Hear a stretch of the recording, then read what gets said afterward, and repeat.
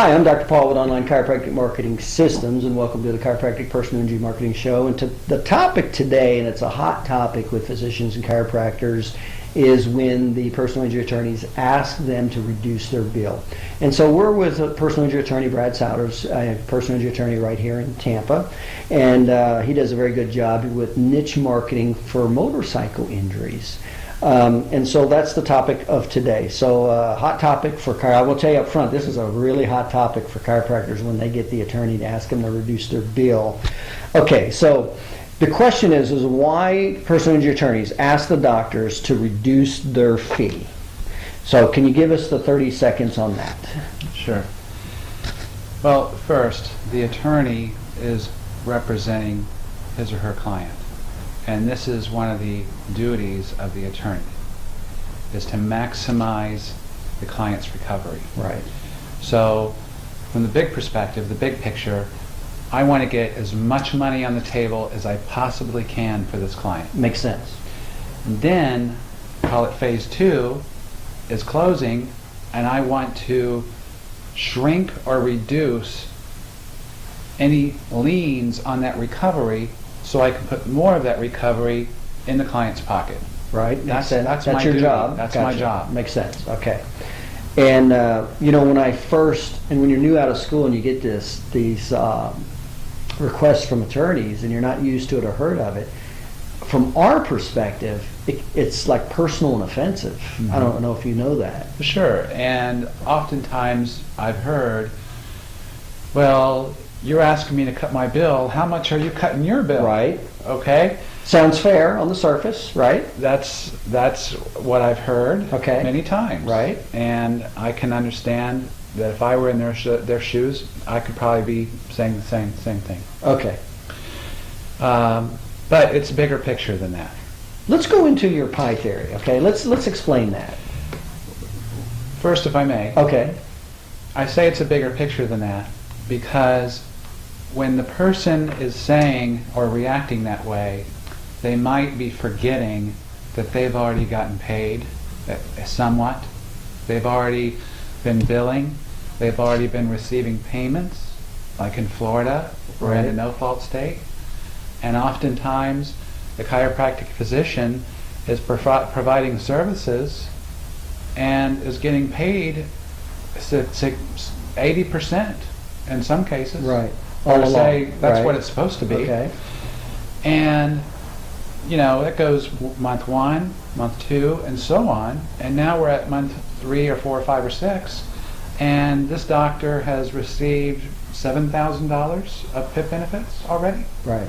Or more. Okay. So. Well, that's one perspective. That's a perspective. That's giving you. Okay. That's something I'd like them to remember. Right. Okay. And so they definitely are getting the insurance patients, and so it's really about you representing the client. Your duty as their attorney is to get as much as. Mm-hmm. So it doesn't have anything to do with that doctor or physician and what their bill is. If their bill's small, you're still going to request it because your duty. It's my duty. It's your duty. And it's interesting that I make that point because so many of the doctors are. I mean, we're offended when we get that because here's our perspective. We gave that service. That was a true and rendered service that we offered. That's our perspective. Does that make sense? Sure, but you know, we're all professionals, and we're all supposed to be wearing our business hats. Right. And you're putting patient and client first, and you also have to see the big picture. And again, business is about relationships, and you want to be a problem solver. You know, you want to be compassionate for your client or your patient, and you want to put them first. I'm with you. I'm just sharing with you the thought processes and asking for your comment. And the other thing that comes up is they'll say, well, there wouldn't even have been a case, or they wouldn't be in the condition they're in if it wasn't for my care. Can that? This is really narcissistic, egocentric thinking. But this is what happens. See the big picture. Right. And like you just referenced a minute ago, let's talk about the pie theory. Maybe the person that hit our client only had $10,000 coverage. Mm-hmm. And maybe, unfortunately, maybe our client even has a herniated disc. and this is a permanent injury he or she's going to have to live with the rest of their life. Mm-hmm. And the doctor who's been treating this patient has been billing the patient's PIP carrier and has been getting paid 80% every day throughout treatment. Right. Now when it comes time to close, the attorney, doing his absolute best job in this hypothetical case, Right. obtained all the money that was possible, $10,000. How do you divide up the $10,000? Right. And if the chiropractic physician wants most of that pie after he or she has already collected PIP, then looking at it from that perspective, how does that sound fair? Okay. These are perspectives, and I understand your perspective. Let me give you another perspective. Especially if the attorney takes his minimum fee, and remember, he's not gotten paid by the PIP carrier, Right. and this patient has these other providers like the MRI provider or others also with outstanding account balances. Okay. Then if that doctor wants all of his fee, that patient walks away from the closing table with change. No, I'm with you. I'm with Or you. I'm with less. you. Okay. And that just can't happen. Okay, let's come back to the picture again here. And again, I'm just coming from the physician standpoint and asking your opinion, because these are the common thought processes that we think. So what about when the physician says, "Wait a minute, if you want me to cut my fee for the services I delivered, then why don't you cut your fee for your services you delivered?" Well, first, let's remember, we're not universally talking about every case. Right, You yeah. know, it's a case-by-case basis. True. Yeah, we're being So, very general here. Yeah, so sometimes there's no need for reduction. Right. You know, in the best case scenario, everybody gets their account balance paid in full, and the client walks away with a very large check. Right. And she's asking me, will the bank honor such a large check today? Right. Like yesterday. Right. Okay. That really happened. But let's well, now wait a minute, because now this question invades your space. So let's go, if you don't mind. The question was, when the chiropractor says, "Well, wait a minute. If you want me to reduce my bill, I gave due diligence with my services. Why don't you reduce your bill accordingly?" Well, my answer is, thank you for asking. And let me please point out that I haven't been paid every month for the last 5 months Okay. by the PIP carrier. Okay. And I hope you enjoyed or got your full 80% or got paid by the PIP carriers you were supposed to.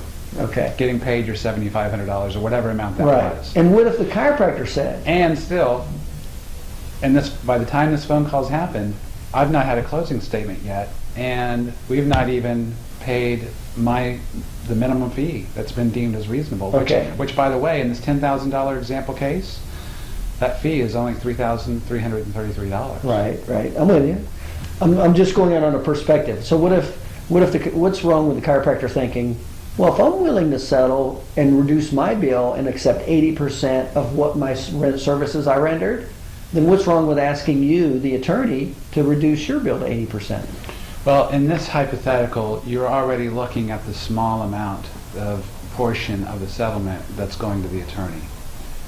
A third. Because in the point being, we're already talking about small numbers Correct. to begin with. So, for the person who's pursued this claim and obtained a recovery for the client and is trying to get everybody paid, and who's only making the minimum fee or a third Right.